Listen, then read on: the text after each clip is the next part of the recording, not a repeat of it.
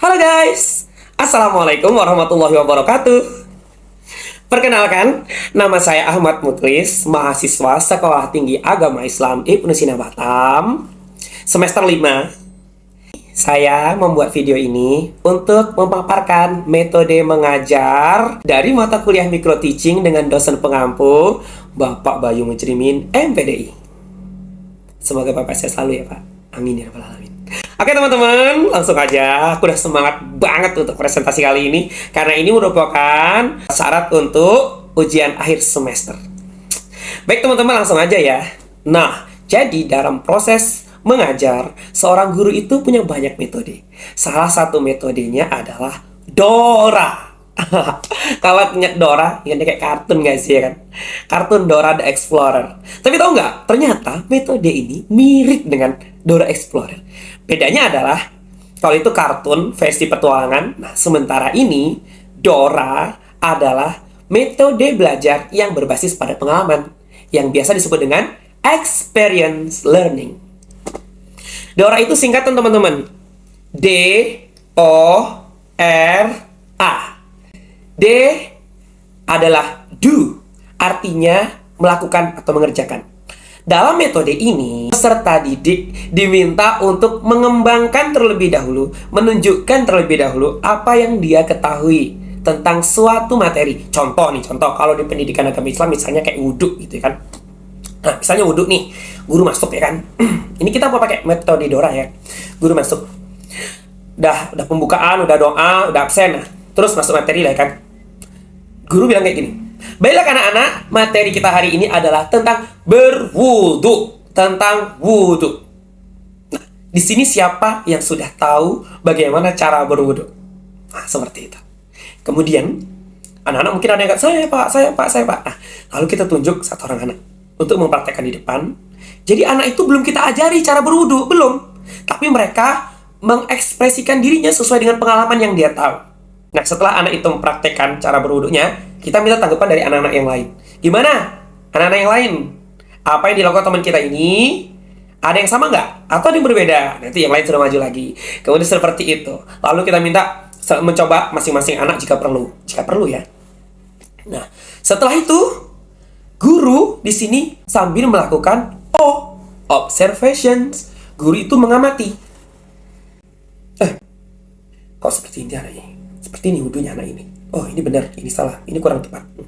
Tapi ingat ya, pada masa itu, guru belum melakukan tindakan apapun. Guru hanya mengamati. Selanjutnya baru yang ketiga, reflections.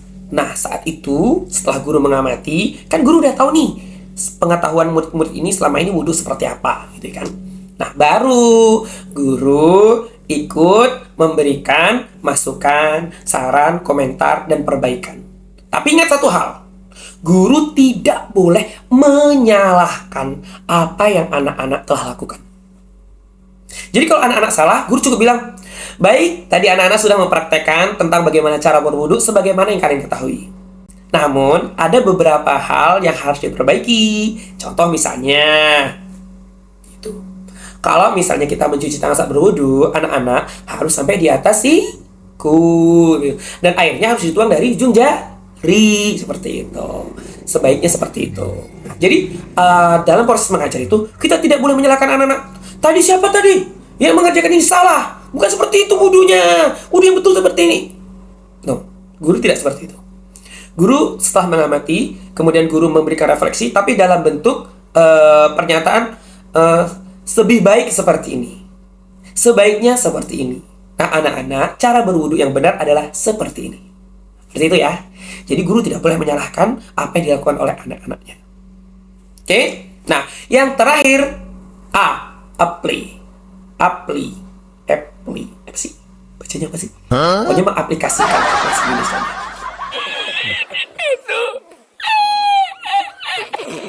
Jadi, kita mengajak anak-anak untuk mengaplikasikan bagaimana cara yang baik dan benar. Kan tadi sudah dikasih materinya. Jadi urutannya yang pertama anak-anak mempraktekkan sesuai apa yang dia tahu. Kemudian observasi, guru mengamati apa yang dilakukan anak, mana yang benar, mana yang salah, mana yang harus diperbaiki, mana yang harus dikasih solusi gitu. Nah, yang ketiga, baru kita refleksi, guru menjelaskan sebaiknya yang seperti apa dan bagaimana. Kemudian baru yang terakhir, apply, anak-anak mempraktekkan sesuai dengan yang diajarkan guru. Oke teman-teman, itu dia metode mengajar Dora. Kira-kira ada nggak ya kelebihan dan kekurangan dari metode Dora ini? Baiklah, kita mulai dari kelebihannya. Yang namanya belajar dari pengalaman tentu lebih berkesan dan lebih mudah untuk dimengerti. Jadi yang pertama, dengan metode Dora ini, anak lebih cepat pahamnya. Bahkan yang kurang paham, apabila dipraktekkan terus, maka akan cepat mengerti. Gitu. Yang kedua, mengajarkan kerjasama, saling dukung, saling berinteraksi. Kalau satu di depan, yang lain kasih masukan. Atau kalau berkelompok malah seru. Tergantung materinya. Yang ketiga, kesempatan bagi murid untuk mengekspresikan diri sebagaimana pengetahuan yang dia tahu. Jadi tidak mentok-mentok guru langsung ngasih tahu bagusnya begini. Sementara menurut pandangan dia nggak seperti ini. Gitu. Jadi kita dengarkan dulu pendapat mereka, pandangan mereka, pengalaman mereka, baru kita kasih masukan. Kan keren kan? Jadi anak-anak itu mengekspresikan dirinya.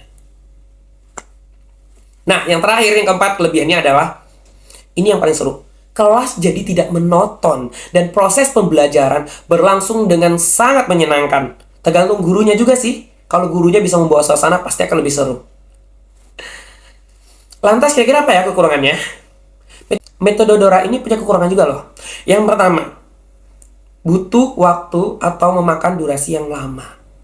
Jadi kalau teman-teman mengajar di kelas, harus pinter-pinter banget mengelola atau memanajemen waktu dalam proses mengajar. Karena pada dasarnya kalau guru terlalu fokus pada apa yang dibuat anak, sementara kita belum sampai ke materi dan refleksi itu, terus kemudian kita belum masuk application, jadi waktu akan terbuang-buang. Nah, jadi guru harus pandai memanage kapan kita harus melakukan proses observation, terus reflection, sama application ya. Jadi harus benar-benar bisa ditata oleh guru. Kalau guru nggak pinter memanage waktu, maka akan terbuang banyak waktu. Bahkan waktu sudah habis, materi belum selesai tersampaikan. Betul nggak? Nah, kekurangan yang kedua, tidak semua materi bisa dipakai dalam hal ini. Untuk materi-materi yang seperti bersifat tentang ketuhanan, sifat-sifat Allah, akidah itu kan, kebanyakan agak susah untuk dipraktekkan. Kenapa? Karena itu hanya model teori. Jadi materi-materi yang berbasis pengalaman, experience, praktek, mungkin baru bisa dipakai. Jadi kalau untuk Dora ini, untuk yang materi teori-teori ya kurang masuk. Mungkin hanya sekedar bertanya kepada anak-anak tentang apa yang diketahui, kemudian baru kita review seperti itu. Nah, kekurangan yang keempat adalah untuk anak-anak yang introvert, tahu nggak? Anak-anak yang memiliki kecenderungan menutup diri, anak-anak yang kesulitan dalam berkomunikasi atau bergaul, itu menjadi perhatian khusus bagi guru. Ini salah satu kendala dan dilema bagi seorang guru adalah ketika anak-anak itu menutup dirinya. Nah, ini kan berarti murid harus butuh perhatian khusus. Kalau metode Dora diterapkan, sebaiknya anak-anak yang pendiam ini harus benar-benar diajak. Kalau guru tidak peka, bisa-bisa anak ini tertinggal. Gitu. Ya kan? Nah, kemudian apabila ada anak yang mempraktekkannya dengan salah, itu guru harus pinter-pinter banget menjaga mentalnya. Jangan sampai diejek oleh temennya. Seperti itu. Itu kelemahan metode Dora. Baiklah teman-teman, terima kasih. Demikian pemaparan tentang metode Dora dalam mengajar yang dapat saya sampaikan. Semoga memuaskan dan memenuhi standar kelulusan dari ujian akhir semester ini. Terima kasih kepada Bapak Bayu Mujrimin MPDI dan kepada teman-teman semuanya. Sampai jumpa di video selanjutnya. Jangan lupa subscribe, like, and share. Assalamualaikum warahmatullahi wabarakatuh. Dadah.